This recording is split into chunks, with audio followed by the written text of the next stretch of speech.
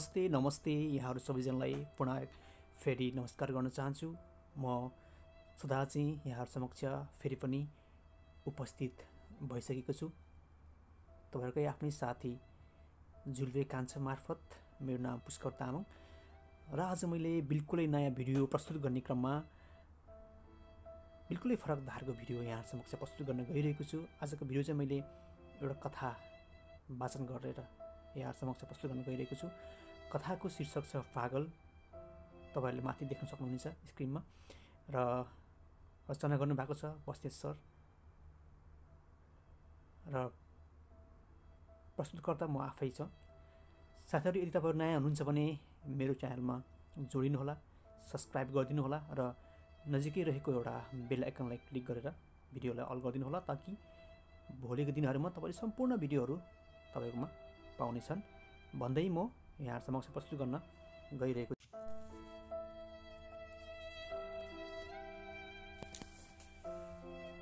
लगभग 2 वर्षदेखि मेरो गाउँ वरिपरि भौतारिरहन्थ्यो।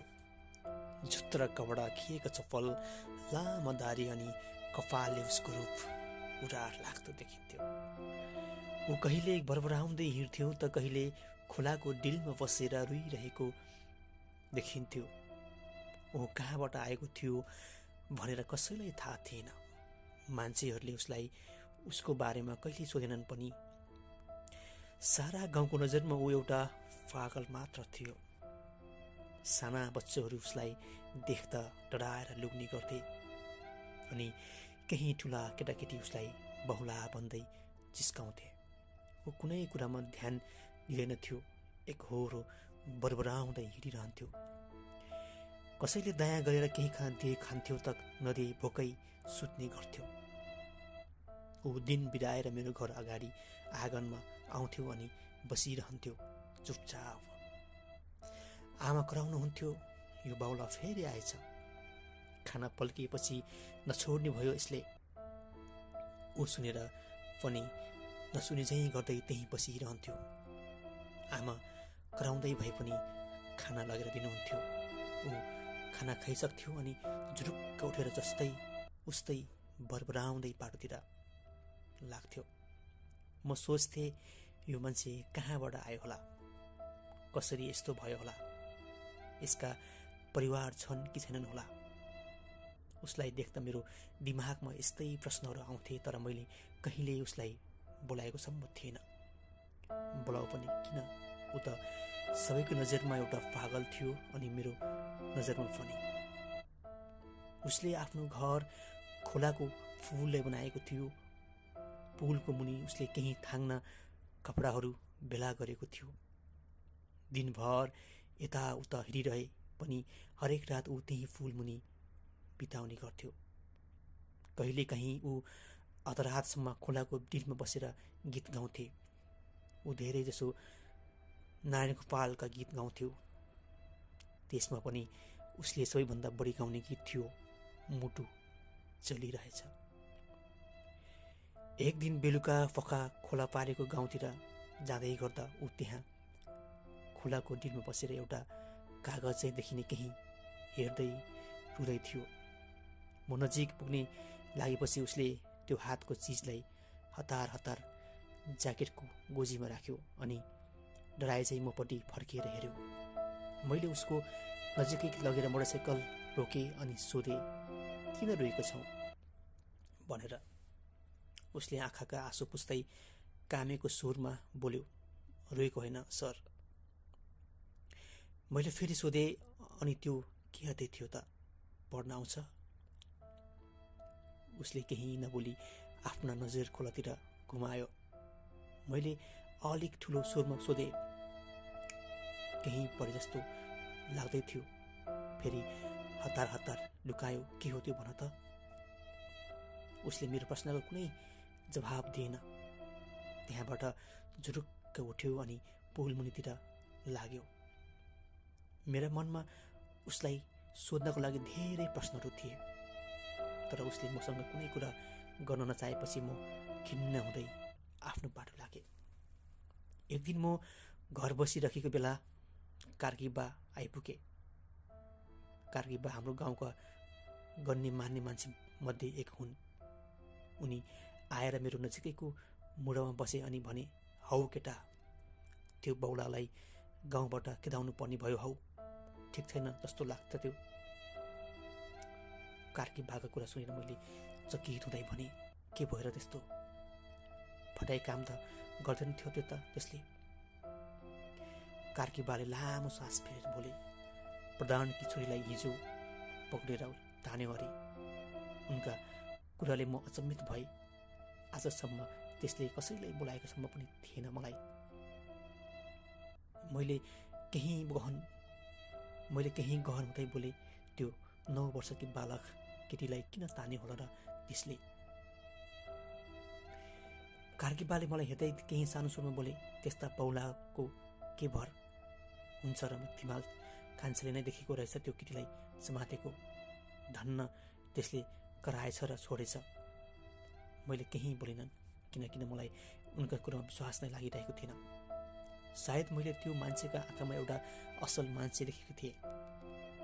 कार्की बाले मुढोबाट उठ्दै भने, खेदाउनै पर्छ त्यसलाई, पछि केही भइहाल्यो भने फेरि अहिले कता गएको छ, कुनै आएपछि सबै गएर लखेर्नुपर्छ। म यो पटक पनि केही बोलिनँ। कार्की बा उठेर पल्लो घरतिर लागे।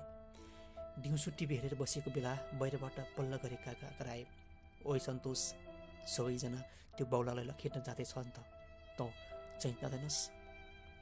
त्यसलाई लखेट्न नै लागेको थाहा पाएर मेरो मन सिरिङ्ग भयो। म हतार बाहिर निस्के। बाटोमा एक हुल मान्छेहरू पुलतिर जाँदै थिए। केही उडन्ठेउला केटाहरूले हातमा लाठी पनि बोकेको थिए।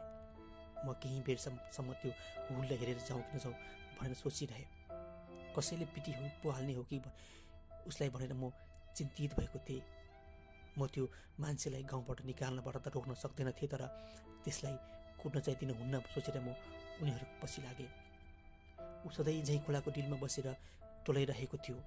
मान्छेको हुल हो हल्ला गर्दै उतिर बढ्दै गरेको देखेपछि उसले चकित नजर गाउँलेहरूतिर घुमायो। नजिकै पुगेपछि कार्की बाले बोले, त मान्छे ठिक रहेनछस्, अब हाम्रो गाउँमा नबस् त, जहाँबाट आएको होस् त्यतै जा। उसले आफ्नो अनुहार अँध्यारो बनायो अनि कार्कीलाई पलाई हेर्दै भन्यो, किन र हजुर, म यो खौलामा बस्दा के भयो र गाउँलेलाई? उसले त्यति बोल्ने बित्तिकै प्रधान बाले उसलाई एक छाप्पड लगाए अनि भने, अझ के भयो भन्छस्? हिजो मेरी छोरीलाई किन पक्रेको? उसले केही बोलेनन्। आँखाभरि आँसु पारेर गाउँलेतिर हेरिरह्यो। प्रधान बा फेरि उसलाई कुट्न तातिँदै थिए, तर कार्की बाले रोकेपछि उनी चुपचाप बसे। कार्की बा कट्किएर बोले, अब त यहाँबाट लागिहाल, नत्र यी केटाहरूले तेरो हातखुट्टा भाँच्छन्। यति भन्दा पनि ऊ नटेर चाहिँ त्यहीँ बसिरहेपछि एउटा केटाले उसको ढाडमा लाठी बजाएर एउटा उडन्थ्यायो अनि ढाड छाम्दै हिँड्दै अनुहार बनाएर त्यहाँबाट उठ्यो। त्यो केटाले फेरि उसलाई प्रहार गर्दै खोज्दै थिए, तर कार्की बाले दिएनन्। कार्की बाले उसलाई हेरेर बोले, त अटेरी नगरी यहाँबाट गइहाल, नत्र तँलाई मार्छन् आज। उसले आँखाबाट आँसु चुहाउँदै एकपटक गाउँलेतिर हेऱ्यो अनि फर्केर सरासर पुल पारीतिर हिँड्यो। कार्की बा कराए, तेरा थाङ्ना लिएर जा। उसले कार्की बाको कुरालाई वास्ता गरेनन्। ऊ पछाडि नफर्की अगाडि हिँडिरह्यो। प्रधान बाले बोले, झौकेर हो, त्यसलाई रतुवा खोला कटाएर आऊ। केटाहरू दौड्दै उसको पछाडि कुदे। कसैले ढुङ्गा टिपेर हान्न थाले त कसैले कराउन थाले, फर्केर आइस भने मर्छस् त। ऊ छिटो पाइला चाल्दै अगाडि बढिरह्यो। त्यो फुलमा हामी केहीजना मात्र बाँकी थियो। कार्की बाले भने, ती थाङ्न फाल्दिउँ अब। प्रधान बाले पनि उनको कुरामा सहमति जनाए। कार्की बा, प्रधान बा लगायत अरू सबै जना फुलमुनितिर गएपछि म पनि उनीहरूसँगै तलतिर गएँ।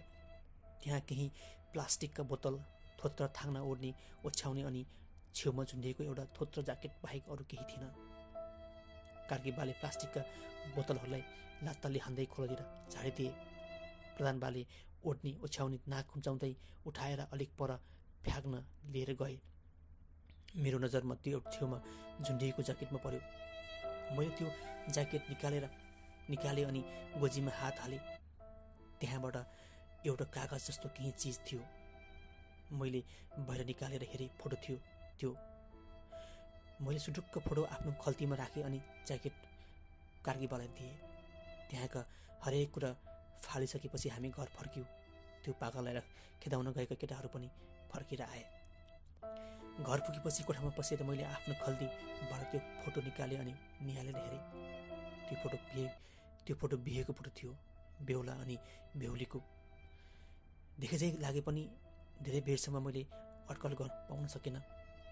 कहीँ भनेर धेरै बेर निहालेपछि त्यो फोटोको बेहुलो त्यही पागल भएको निष्कर्षमा पुगे। बेहुली पनि मैले देखेकै जस्तो अनुहार थियो, तर ठ्याक्कै दिमागमा आइसकेको थिएन। धेरै बेरसम्म निहालेर पछि मैले त्यो तस्बिरकी बेहुली पत्ता लगाएँ। मलाई रिङ्गडा लाग्ला चाहिँ भयो। मुटुको गति तेजसँग बढ्यो। तस्बिरकी बेहुली अरू कोही नभएर प्रधानबाकी श्रीमती थिइन्। प्रधानबाकी पहिले श्रीमतीको अकालमै निधन भएपछि 4 वर्ष पहिले उनले एउटी विधवा आइमाईलाई ल्याएका थिए। मान्छेहरू भन्थे उनको श्रीमान बिहे भएको केही महिनामा अरब छिरेको, तर केही वर्षपछि उनी मरेको खबर मात्र आएको थियो रे। प्रधानबाले उनलाई ल्याउँदा उनकी छोरी 5 वर्षकी थिए। प्रधानबाले त्यो छोरीलाई आफ्नै छोरी झैँ पालेको थिए। श्रीमती पनि पुरानो जिन्दगी सबै भुलेर प्रधानबासँग खुसियाले पूर्ण जीवन बिताउँदै थिइन्।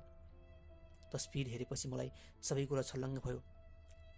सबैको नजरको त्यो पागल मेरो नजरमा पागल नभएर एउटा भाग्यले ठगेको दुखी मान्छे मात्र रह्यो। मैले त्यो तस्बिरलाई जतनसाथ दराजको भित्रपट्टि लुकाएर कुनै दिन भेटेछु भने दिन्छु भनेर, तर त्यो पागल कहिल्यै कतै भेटिएन। धन्यवाद।